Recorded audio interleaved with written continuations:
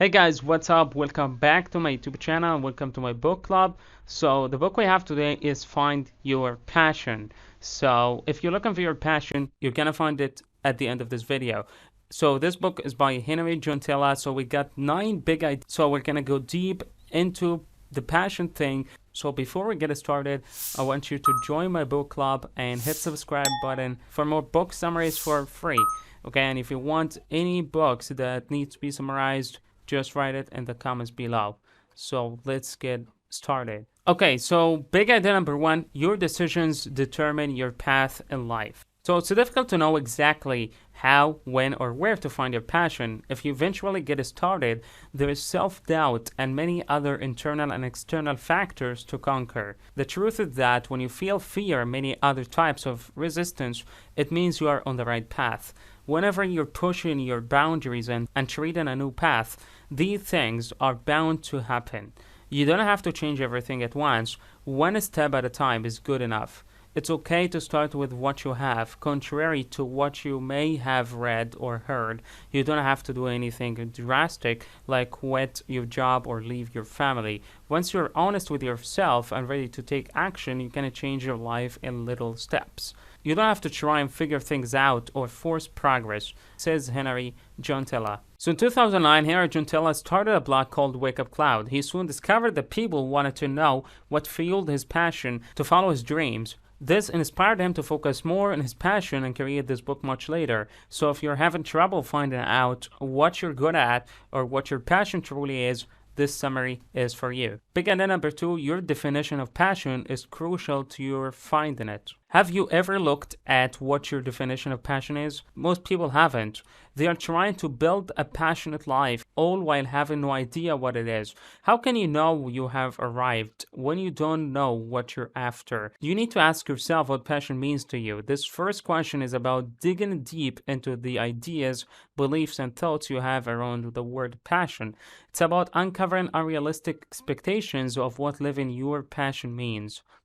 When you look beyond the things in your immediate environment, you'll discover that it isn't about finding your passion, it's about enjoying the moment. If you notice discomfort when you try to answer any question, you ask yourself, you've reached the core of the issue. As you do this, you will have to go through what your friends, family, and society have told you that passion is. And you have to uncover what it means for you. That's the only thing that matters. Look at your definition of passion. What beliefs, ideas, and thoughts do you have around it? Get a pen and paper and write without censoring yourself. If you run out of things to say, just write whatever comes to your mind, such as, I don't know what to say, this is weird, I'd like some chocolate ice cream. Keep writing through good feelings and bad feelings. If you go off track, gently bring yourself to the original question. Living a passionate life is rarely what people think it is. Many have wrong ideas of what the concept of life is. On realization and adjusting your expectations, your life will change for the better.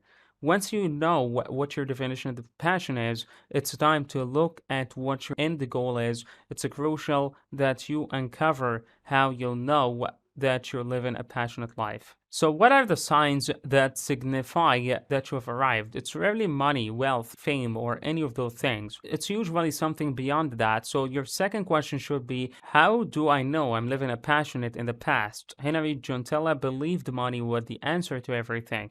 That belief was shattered when, as a professional poker player, he had enough money to travel the world and do what he wanted. Yet he still felt like something was missing. That's because he discovered that happiness, joy, and passion come from the inside. Big idea number three, your journey to success doesn't end when you've found your passion. It only just begins. So a question to consider is how you'd behave once you start living a passionate life and everything seems perfect. It's also important to ask yourself what's stopping you from living like that now. Asking yourself questions means you get to touch base with your feelings regularly. You should always remember that the word passion is merely a label. It's a word, and like all words, it means something more. Write down all the things you'll do when you've found your passion. If you have nothing to say, write whatever comes up, even if it seems random. You can say, When I find my passion, I will finally surf. Or whatever you have in mind, if your brain starts to feel overloaded, it's a sign that you are changing your thought process and making a tremendous effort. Asking yourself these questions is a lot like going to the gym. Right after, your muscles will hurt, but within a few days, your muscles will have grown stronger, faster, and better. So it's scary to jump into the unknown. Why many people would rather keep attending seminars, reading books, and pretending to make changes.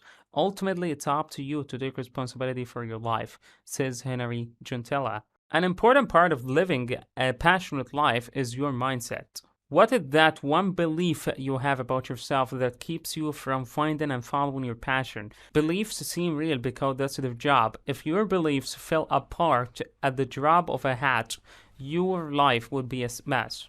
You need to ask yourself what your limiting beliefs are, whatever it may be. Notice that these are merely ideas that you have. Ask yourself, what would I have to believe to live a passionate life? This question will show you what's holding you back. And as you know, most of the time, you're the only one holding yourself back. Sometimes it takes a hearing from others to get the answers to our questions. You can also ask yourself, what do others ask me to help them with? This question reveals what other people think you are good at and can lead you to your passion. Big idea number 4, your personality type can reveal so much information about you.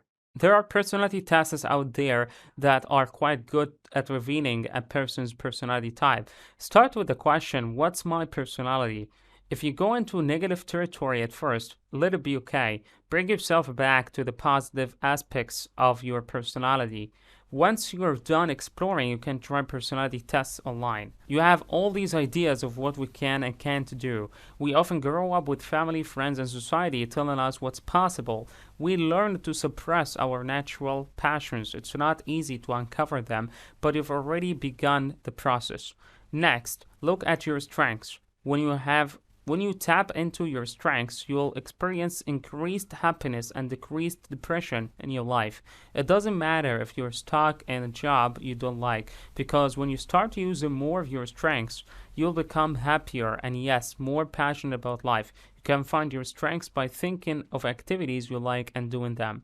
Write down the things that come easy to you and think of the possible obstacles to them. Try as hard as you can to come up with alternative to those obstacles so you can start doing the things you love.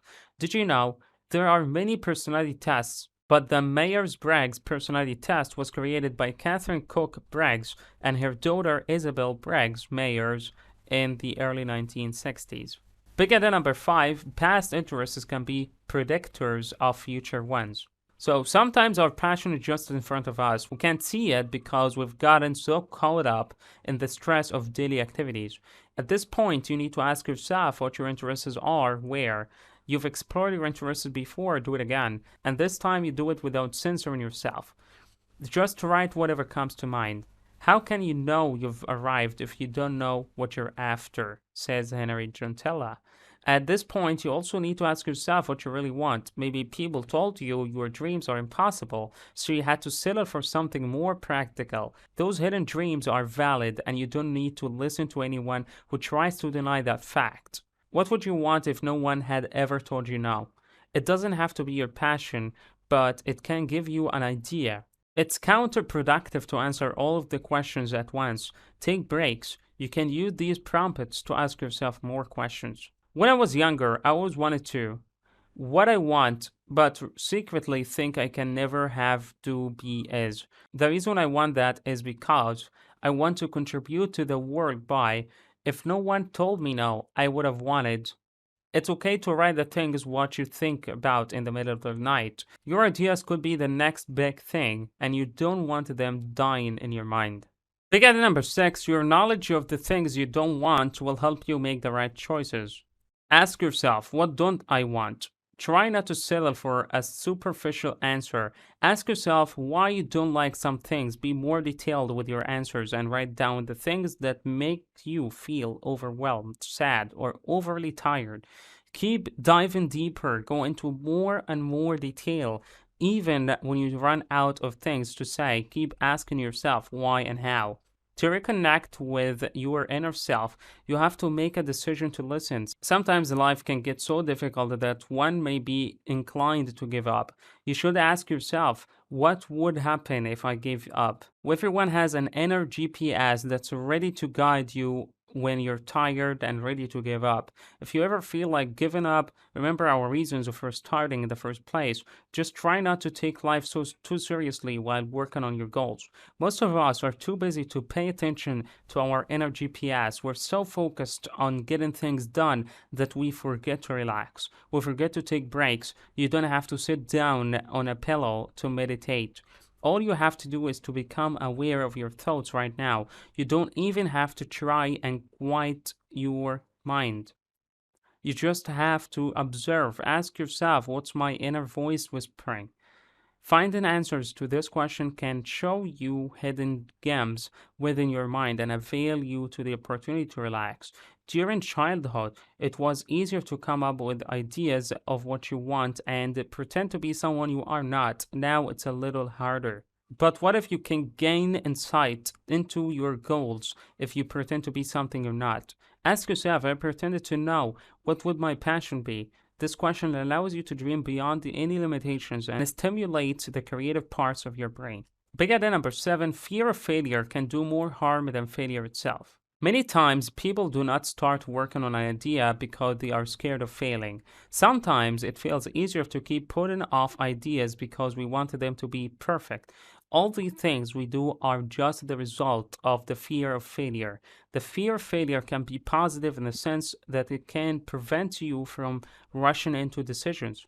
When you allow yourself to feel the fear of failure completely, you'll be able to conquer it and start your journey. Ask yourself, what would I do if I knew I couldn't fail? If you feel scared, allow that feeling to pass before you then start implementing your decisions. When you think of the things you do if failure was non-existent, you'll realize your true dreams. Conversely, you should ask yourself, if I was guaranteed success, what would I do? Feel free to dream as big as you want. Make a list of all the things you do. If a genie granted your wishes for one night, focus on what makes you happy and just make the list. There are no guarantees in life, but you can dream without any boundaries. The older you get, the more dreams you're likely to have, but do you think there are things you could have done differently? Ask yourself in the future, when you're already living a passionate life, what advice would you give to your present self? Imagine you've stepped into the future and keep your imagination without limitations. Big idea number 8, a change begins with a single person and a single step. The thing about a change is that it begins with something you're passionate about. If you don't care enough about something, you wouldn't bother changing it. So ask yourself, what makes your blood boil? When you find out the things that make you angry or make your blood boil, you should then ask, what can you do about the situation? This will help you determine the next step you need to take. Certainty is a myth, but you can keep following your heart until you find your passion.